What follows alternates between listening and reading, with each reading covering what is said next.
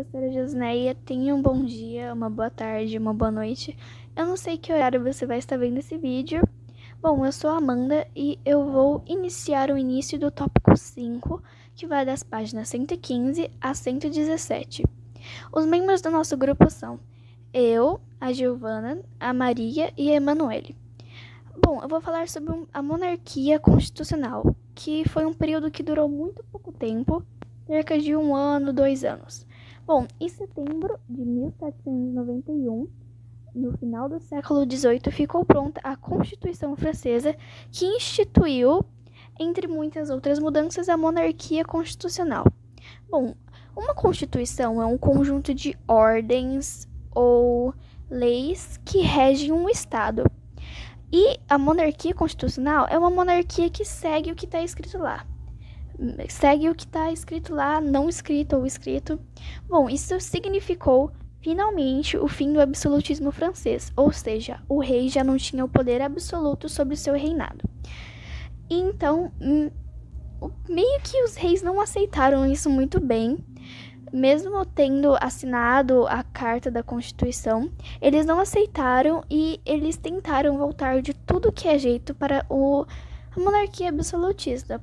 Eles pegaram assinaturas de nobres representantes da nobreza ou do clero que não apoiavam a monarquia constitucional, mas mesmo assim já era tarde demais e ela já estava instituída, então não tinha como voltar atrás. Bom, a monarquia constitucional é uma monarquia parlamentar, ou seja, ela tem um parlamento, membros de ministros que têm uma decisão junto com o reino. O parlamento é composto de 754 membros, ou por aí eles variavam entre esse número, e que eles são eleitos pelo povo ou pelo próprio rei durante 2 anos. Bom, a função do parlamento ou Assembleia Legislativa era ajudar o rei no reinado e representar o povo, principalmente. E eles estabeleciam os impostos que o povo ia pagar para o rei. E eles propõem ou vetavam leis. Eles confirmavam a declaração de guerra, ou seja, se um rei entrasse em guerra com um reino inimigo, eles tinham que declarar para o povo que eles estavam entrando em uma guerra. Bom, o rei ele tinha o poder de acrescentar ou tirar ministros. Por exemplo, se tivesse um ministro que não estava agradando o rei, ele podia muito bem tirar ele do cargo. E ele cumpria as leis, mas exerce o poder de veto por 4 anos. Ou seja, ele cumpria as leis, mas ele podia vetar elas.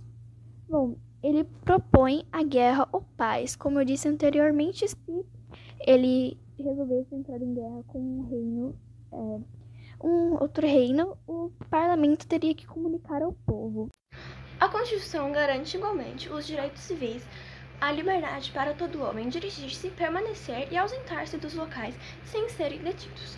A liberdade para o homem falar, escrever, imprimir e publicar seus pensamentos sem serem censurados ou submetidos a uma inspeção. A liberdade para exercer suas religiões escolhidas pelos próprios. Será feito um código de leis civis a todo o reino. Os poderes públicos serão, artigo 1º, a soberania única, alienável e imprescritível, pertence somente à nação e nenhum indivíduo, ninguém, pode ser atribuído ao exército. Ninguém. Artigo 2º, a única que pode emanar todos os poderes é a nação, mas não pode realizá-los senão por delegação. A Constituição francesa é representativa. Os únicos representantes são os corpos legislativos e o rei. Somente e mais ninguém. Artigo 3º. O poder legislativo é delegado a uma Assembleia Nacional, composta por representantes eleitos pelo reino, escolhidos pelo reino. Esses representantes são temporariamente eleitos ao cargo que foram escolhidos. Artigo 4º. O poder judiciário é atribuído a juízes eleitos pelo público também, assim como os representantes do Poder Legislativo, os juízes do Poder Judiciário são temporários. Capítulo 2. Realiza a regência e os ministros. Artigo 3º. Na França não existe poder superior à lei. Ninguém está acima e todos estão abaixo dela. O rei governa a partir da lei. Ele não pode exigir subordinação, exceto pela lei. O rei Luís XVI continuava governando. Ele chegou a procurar apoio internacional com a ideia de arquitetar uma contra-revolução para restabelecer o seu poder. O absolutismo e a Áustria demonstraram total apoio a ele. Houveram diversas mudanças determinadas pela Constituição, como o fim do absolutismo, que fez com que o poder do rei fosse reprimido. O mesmo teve em seu domínio a perda do direito de criar leis. Ele até poderia dar algumas sugestões, porém todas elas deveriam ser aprovadas pelo legislativo, que representava os cidadãos. Foi criado também um poder judiciário em que manteria a independência em relação ao executivo, que era comandado pelo rei. Foi sugerido pela Declaração de Direitos que ninguém mais teria privilégios jurídicos e que, portanto, diante da lei, todos deveriam ser tratados igualmente. Foi estabelecida uma liberdade religiosa devido à submissão da Igreja ao Estado. Os protestantes e os judeus passaram a ser reconhecidos como cidadãos na sociedade, e foi garantida a liberdade para produção e comércio.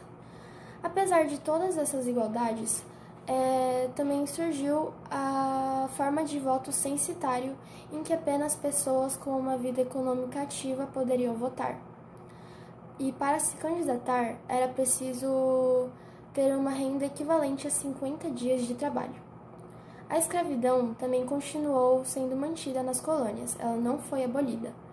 Essa declaração de direitos é válida para os dias de hoje também. Consequentemente, a partir de todas essas mudanças, se iniciou o liberalismo econômico na França. Como nós podemos ver, o rei não concordava nem um pouco com essas mudanças. Então, ele decidiu fazer uma invasão estrangeira da austríaca e prussiana à França. Como quase todos eram a seu favor, uma boa parte dos nobres decidiu apoiá-la. Por conta das opiniões dos nobres, eles foram julgados e ficaram conhecidos como grandes traidores da causa revolucionista. E que esse episódio todo também pode ser conhecido como o massacre da nobreza. O rei, por conta de tudo isso, tentou até mesmo fugir da França e ir para o exterior, porque em sua cabeça o povo de lá iria apoiar as suas ideias e iria deixá-lo fazer o que bem quisesse. Mas, como sempre, tudo que é errado nunca vai dar certo. O rei foi pego pelos guardas tentando fugir e foi reconhecido e preso, tendo que voltar para a França. Mas não foi só isso. Quando ele chegou na França, o povo de lá começou a reconhecer ele como um grande traidor.